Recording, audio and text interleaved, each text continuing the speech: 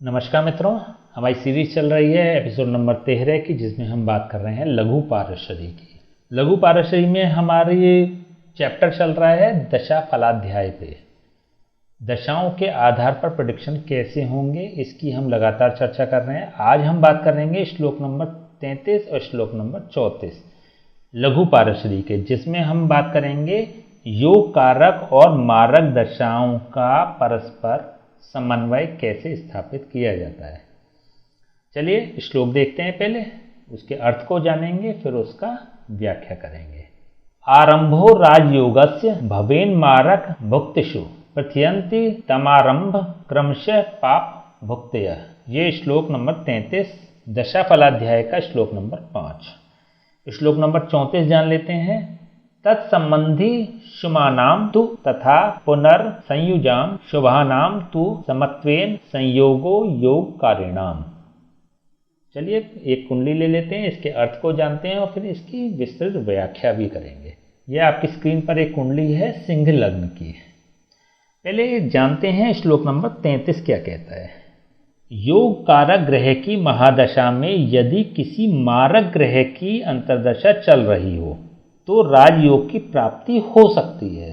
योग कारक ग्रह की महादशा, पहली कारिका है, पहली लाइन है ये। योग कारक ग्रह मतलब त्रिकोण या केंद्र का स्वामी हो कोई ग्रह तो योग कारक कहलाएगा।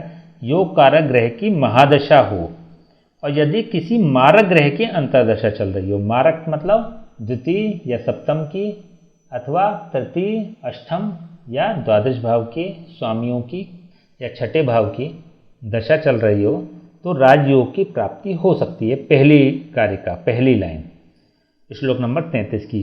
श्लोक नंबर 33 की दूसरी लाइन है, लेकिन इस योगारंभ के लिए महादशेष व मारक अंतर्दशेष में परस्पर संबंध होना चाहिए, जो हम पिछले वीडियो में बात कर चुके हैं। शुभ तो हो सकता है ये, लेकिन कंडीशन क्या है कि इन दोनों में आपस में संबंध बनना चाहिए। चतुर्विध संबंध की जो हमने बात करी थी श्लोक नंबर 14 में, उन 4 संबंधों में से कोई एक संबंध स्थापित होना चाहिए। इसके अलावा इसी प्रकार योग कारक ग्रह की महादशा में संबंधी पाप ग्रह की अंतर्दशा चल रही हो, श्लोक नंबर 34। संबंधी पाप ग्रह की अंतर्दशा चल रही हो तो राजयोग का लाभ पूर्वापेक्षा अधिक होगा।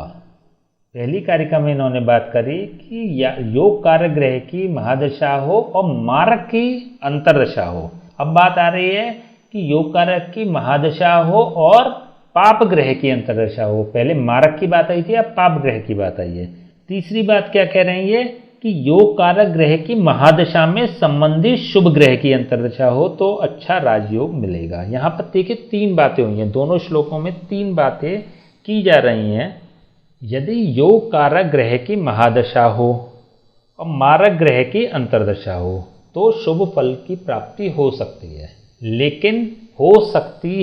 लेकिन संबंध स्थापित होना चाहिए। लेकिन अगर संबंध नहीं बनता है दोनों में, योग कारक ग्रह की महादशा हो और मारक की अंतर्दशा हो और संबंध न बन रहा हो तो अशुभ फल की प्राप्ति होगी। एक चीज, संबंध बन रहा हो तो शुभ फल की प्राप्ति हो सकती है। दूसरी चीज हो गई, यदि योग कारक ग्रह की महादशा हो और पाप ग्रह की अंतर्दशा हो, कहीं का भी स्वामी हो, पाप ग्रह की अंतर्दशा हो तो राजयोग का लाभ मिल सकता है, बशर्ते वो संबंधी हो। चौथी कंडीशन क्या है कि योग कारक ग्रह की महादशा हो और पाप ग्रह की अंतर्दशा हो, लेकिन असंबंधी और संबंधी ना हो तो अशुभ फल प्राप्त होगा। पांचवी बात क्या हो गई, योग कारक ग्रह की महादशा हो और शुभ ग्रह की अंतर्दशा हो तो शुभ फल की प्राप्ति होगी, लेकिन असंबंधी अगर है तो।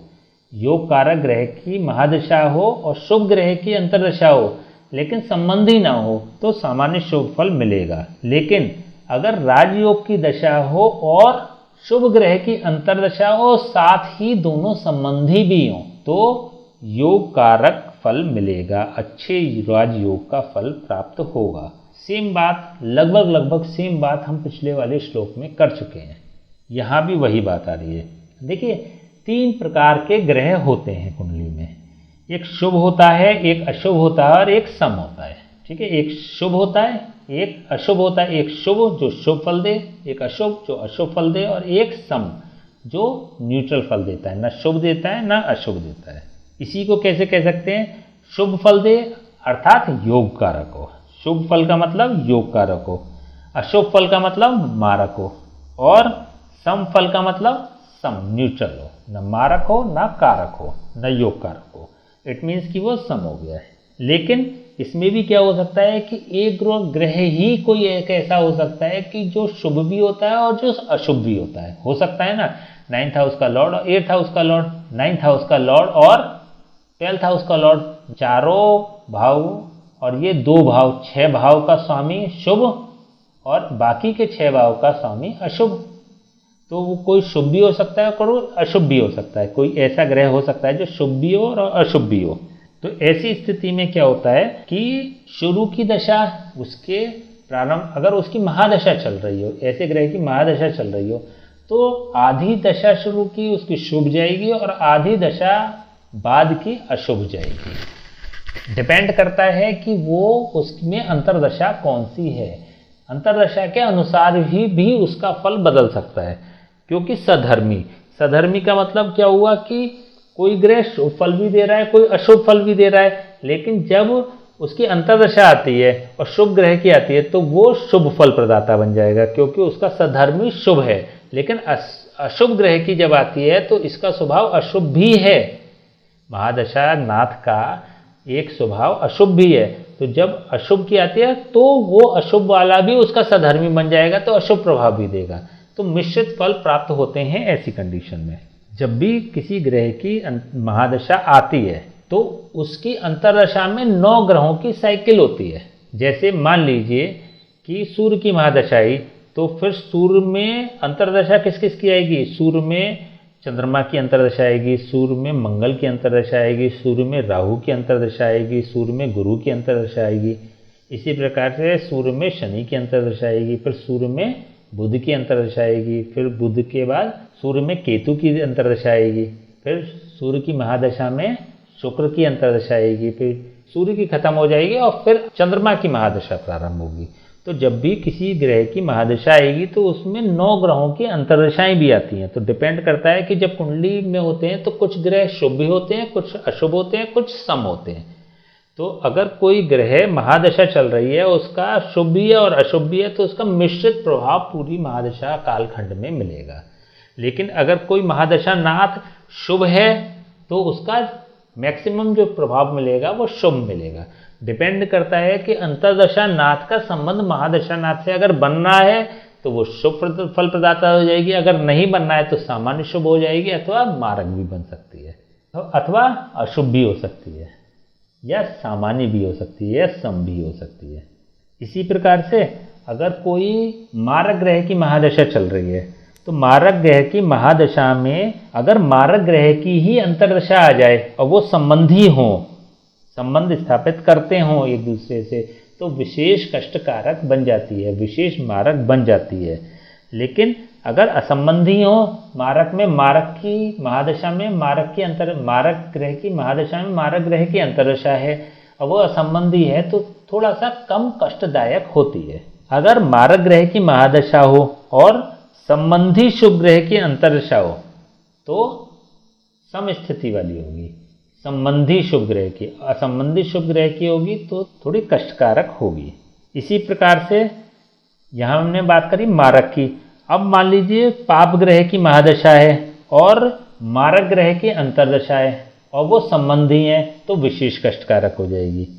लेकिन पाप ग्रह की महादशा है और संबंधी योग कारक की अंतरदशा है तो वो शुभ फल प्रदान करने वाली होगी, संबंधी हो गया। क्योंकि तीसरी स्थिति क्या हो सकती है कि शुभ ग्रह की महादशा है।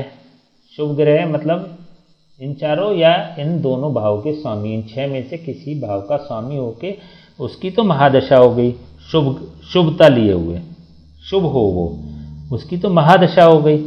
और अंतरदशा भी जो है वो भी शुभ ग्रह की है, तो शुभ फल प्रदान करने वाली होगी, फिर शुभ फल प्रदान करने वाली बनती है। लेकिन यहीं पे अगर संबंधी पाप ग्रह की अंतरदशा हो जाए तो वह अशुभ फल प्रदान करने वाली होगी। या मारक की हो या तो मारक फल प्रदान करने वाली होगी। ठीक है, तो क्योंकि हम लगातार बात करते आ रहे हैं, विस्तार से आपको समझाते चले आ रहे हैं। श्लोक नंबर 29 से हमने शुरू किया है दशा फलाध्याय, तो मुझे लगता है कि अब इस लेवल पे जाके आप बहुत अच्छे से समझ चुके हैं कि दशा अंतरदशाओं का फल हमें कैसे प्रिडिक्ट करना है, कैसे हमें बताना है, कैसे हमें इसका फलादेश करना है किसी भी कुंडली का। चलिए, अभी बहुत सारे श्लोक बाकी हैं, अभी 8 श्लोक और बाकी हैं जिसमें और भी विशेष योग फलाध्याय की बात होगी, योग फलों की बात होगी, दशाओं के आधार पर फलों की बात होगी। चलिए बने रहिए हमारे साथ। अगले आने वाले 8 श्लोकों में और हम नई चीज़ों के साथ चर्चा करेंगे, नए सूत्र आपको देंगे, नए फॉर्मूलाज आपको देंगे। तब तक के लिए हमें आज्ञा दीजिए। नमस्कार।